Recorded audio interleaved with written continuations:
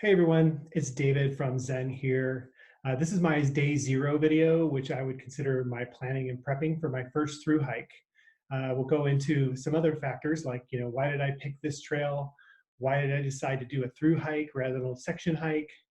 How much time I allotted to the hike, how I trained in advance to get ready for the hike, and then the important gear choices. Um, I chose the Ozark Trail mainly because I was very familiar with it. I've done many section hikes there as well as doing some bike packing on that trail. It's close to home, within an hour and a half to the northern trailhead, but that means that yeah, I could get a car shuttle down there. Resupply was a little easier to mail a box. General logistics. If I ran into a major gear failure or a health issue, I could call a friend to get me out of there. Which also means that it gives you a little more security for doing your first solo through hike.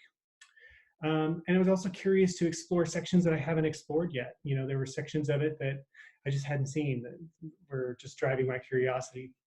All these reasons made it a great introduction to my first through hike.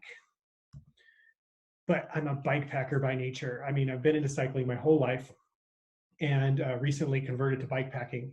When I lived in the Pacific Northwest, that's how I got out and saw places. I wasn't a backpacker at all. I was just, I used my bike to get places. So I needed to find a way to be able to do this trail as a bike packer. Made sense to me.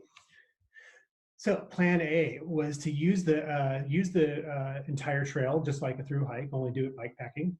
But you see here in the blue sections on this map that there were some sections that were closed to bikes in red, and I had to do reroutes on forest roads in blue, which is good. I mean, I could still get the entire trail done, but those sections were the National Scenic Riverways, which were the reason I wanted to explore this trail in the first place. So some of the most beautiful places on the trail.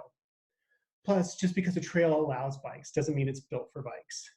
That means that the way the trail's designed with switchbacks and how steep the grades are makes it difficult sometimes if a hiking trail to ride a bike on a hiking trail.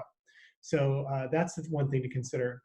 So my experience on the Ozark Trail with bike packing led to a lot of sections where I was pushing the bike up steep grades or negotiating down trees for sometimes 30 minutes to get through. So new plan. I'm going to through hike the OT. How hard can it be? I had some limiting factors. I can only get 10 days off of work. So that means I needed to go 25 miles a day. I'm a fairly fit person, I would say, but not that kind of fit. So I won't have 10 to 14 days to develop my trail legs like you typically do on a long through hike.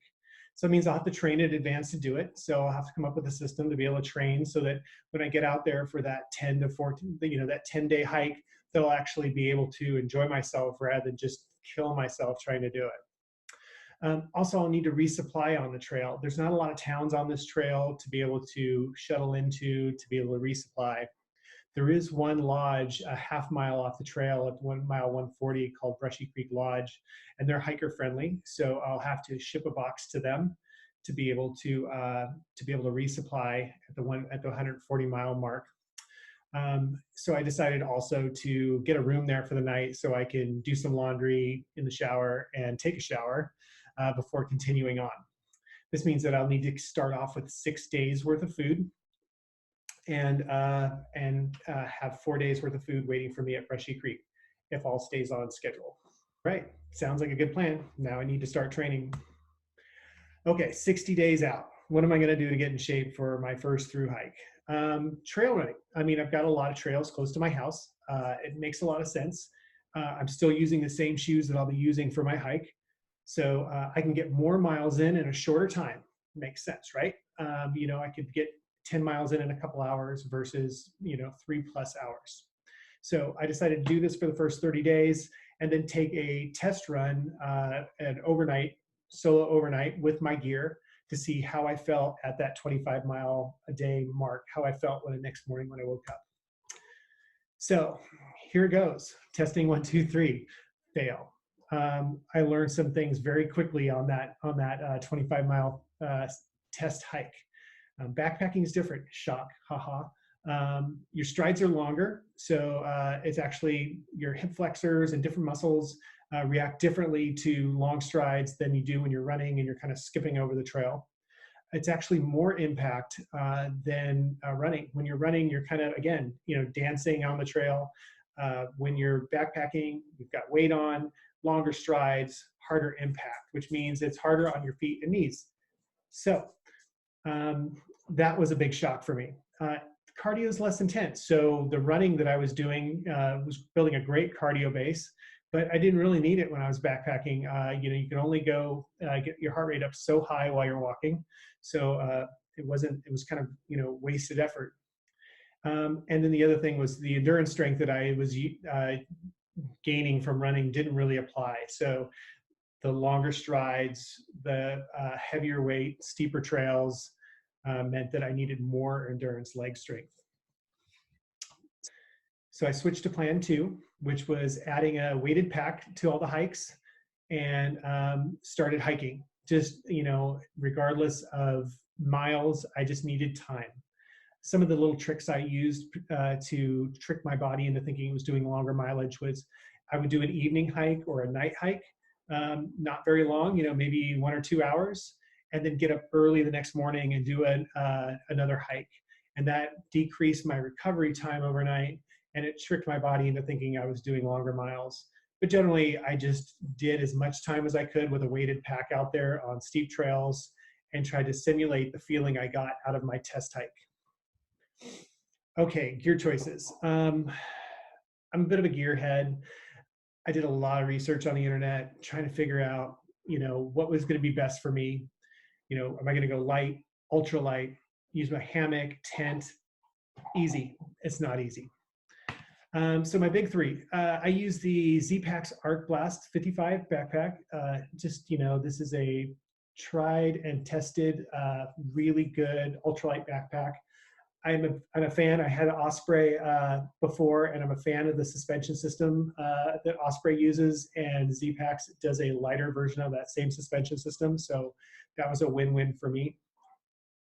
As far as hammock or tent, I had both options, but I wanted to wait till the weather forecast 10 days out. And for this reason, if it was going to be snow or really, really cold, then I think huddling in a tent is a little warmer option for me. But the tent for me is also harder to find a location to set up in the Ozarks. The trails, again, narrow, trees on all sides, just not a ton of flat spots in the Ozarks. So ideally, a hammock is good because you can hike until dark and then find 2 trees, at least 12 feet apart and go from there. So that was my thinking on those 2 on the shelter. Sleeping also going to be dependent on weather because if I'm in a tent, I'm going to be on a pad and either in a sleeping bag or a quilt. If I'm going to be in the hammock, I'm going to need an underquilt and an overquilt to get that going. The food choice I made was kind of interesting because I was trying to maximize my walking time. I needed to be able to get at least 10 hours a day on trail of actually walking. So I decided to do a system where I could kind of pack up camp really, really early without making breakfast, grab a meal-to-go bar after an hour or so of hiking, which is basically a third of your nutrition for the day, kind of munch on that throughout the morning. And then for lunch, I was going to do a cold soak.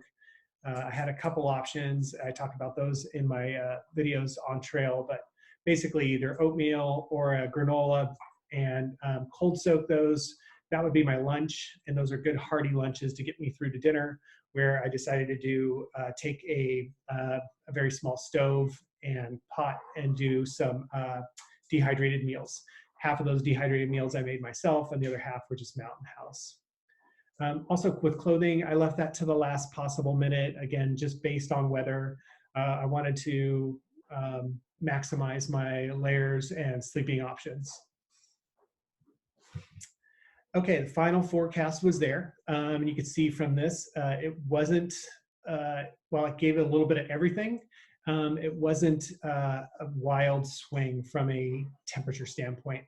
So temperatures were set to be anywhere from the high to mid 30s all the way up to 50. One night was 58 degrees at night. So pretty wild weather as far as temperatures go, but there were no snow, there were no freezing, rain options. So I decided to go with the hammock.